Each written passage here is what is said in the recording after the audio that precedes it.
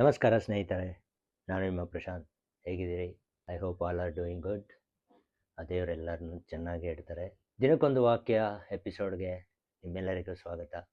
And ಇನ್ನೊಂದು, ಈ ಹಿಂದಿನ ವಿಡಿಯೋದಲ್ಲಿ ನನಗೆ ಗೊತ್ತಿಲ್ಲದಿರೋ ಅಕಸ್ಮಾತ್ ಏನಾದರೂ ಒಂದೆರಡು ಪದಗಳು ನಿಮಗೆ ಹಾಶ್ ಆಗೋ ಥರ ಅಥವಾ ನಿಮಗೆ ಹರ್ಟ್ ಆಗೋ ಥರ ಹೇಳಿದರೆ ಅದಕ್ಕೂ ಕ್ಷಮೆ ಇರಲಿ. ಮತ್ತು ಈ ಥರ ತಪ್ಪಾಗದಿರೋಗೆ ನಾನು ನೋಡ್ಕೋತೀನಿ. ಹಾಗಿದ್ರೆ ತಡ ಮಾಡಿದಿರಾ ನಮ್ಮ ಎಪಿಸೋಡ್ ಸ್ಟಾರ್ಟ್ ಮಾಡೋಣ. I believe in God our Father. I believe in Christ the Son.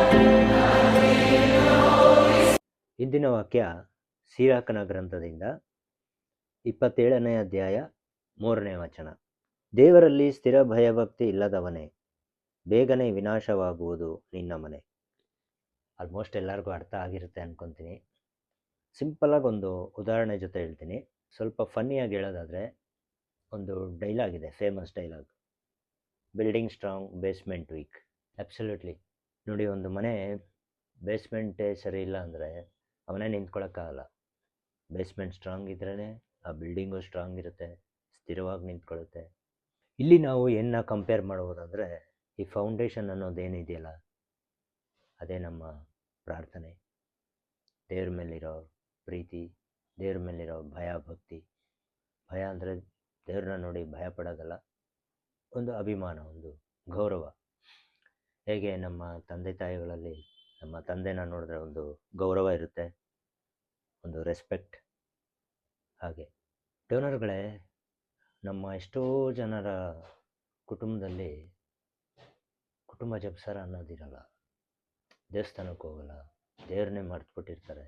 ಅಂಥವರ ಒಂದು ಲೈಫ್ ಅನ್ನೋ ಬಿಲ್ಡಿಂಗ್ ಏನಿದೆ, ಫೌಂಡೇಶನ್ ತುಂಬ ಕಷ್ಟದಲ್ಲಿರುತ್ತೆ. ಅದು ಮಾಡಬಾರ್ದು. ಯಾಕಂದರೆ ಈ ದೇಹ, ಈ ಜನ್ಮ ಅನ್ನೋದೇನಿದೆ, ಇದು ಅವರು ಕೊಟ್ಟಿರೋ ವರ. ನಮ್ಮ ಕುಟುಂಬ ಅನ್ನೋದೇನಿದೆ, ಆ ದೇವರು ಕೊಟ್ಟಿರೋ ಒಂದು ಕೊಡುಗೆ, ಒಂದು ಗಿಫ್ಟ್. ಈ ಗಿಫ್ಟನ್ನು ನಾವು ಹೇಗೆ ಇಟ್ಕೋಬೇಕು, ಕಾಪಾಡ್ಕೊಬೇಕು.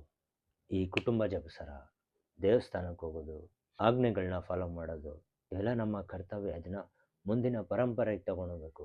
ಇದು ನಮ್ಮ ಕರ್ತವ್ಯ. ಸೊ ಐ ಹೋಪ್ ನೀವು ನಿಮ್ಮ ಫ್ಯಾಮಿಲಿಗಳಲ್ಲಿ ಇವತ್ತಿಂದ ಈ ಪ್ರಾರ್ಥನೆಯನ್ನು, ಫೌಂಡೇಶನ್ನ ಸ್ಟ್ರಾಂಗ್ ಮಾಡ್ಕೊತೀರಾ ಅಂತ ನಂಬಿದ್ದೀನಿ. ಸ್ಟ್ರಾಂಗ್ ಮಾಡ್ಕೊಳ್ಳೋಣ, ಮುಂದಿನ ಪರಂಪರೆಗೆ ಅದನ್ನ ತಗೊಂಡೋಗೋಣ ಅಂತ ಹೇಳ್ತಾ, ಇವತ್ತಿನ ವಾಕ್ಯ ನಿಮ್ಮ ಮನೆ ಮುಟ್ಟಿದೆ, ಹಾಗೆ ನಿಮ್ಮ ಮನನೂ ಮುಟ್ಟಿದೆ ಅಂತ ಅಂದ್ಕೊತೀನಿ. ಮತ್ತೆ ಮುಂದಿನ ಎಪಿಸೋಡಲ್ಲಿ ಒಂದೊಳ್ಳೆ ವಾಕ್ಯದೊಂದಿಗೆ ಸಿಗ್ತೀನಿ. ಅಲ್ಲಿವರೆಗೂ take care, have a blessed day. ಸಿಗೋಣ.